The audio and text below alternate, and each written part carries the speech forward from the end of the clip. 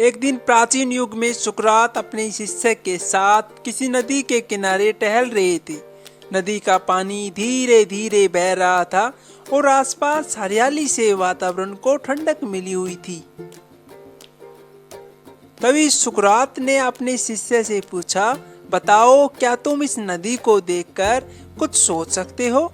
शिष्य ने उत्तर दिया, हाँ गुरुजी, यह नदी बहती है और अपने रास्ते में आने वाली सारी चीजों को अपने साथ ले जाती है। यह जीवन की तरह है जो निरंतर चलता रहता है। सुकरात मुस्कुराए और बोले, बहुत अच्छा, अब देखो इस नदी की तरफ। अगर किसी का पत्थर या लकड़ी इसमें गिर जाए तो वह बहती हुई नदी के साथ बह जाएगी। ठीक वैसे ही जैसे हमारे जीवन में आने वाली परेशानियां और दुख, लेकिन ध्यान दो, नदी खुद कभी नहीं रुकती। चाहे रास्ते में कितनी भी बाधाएं आए, वह रास्ता बनाकर आगे बढ़ती रहती है।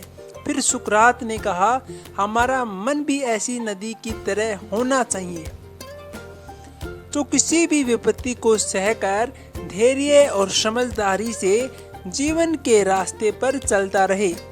जिस तरह नदी का रास्ता बदलता रहता है, वैसे ही हमें भी अपना मार्ग खोजते रहना चाहिए, कभी हार न मानते हुए।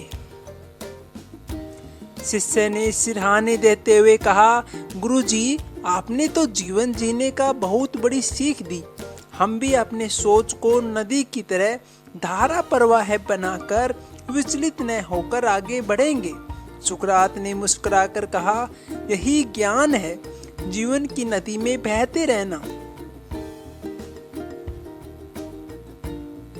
इस कहानी से हमें यह सीख मिलती है कि जीवन में आने वाली समस्याएं और कठिनाइयां नदी की तरह है जो हमारे रास्ते में आती है।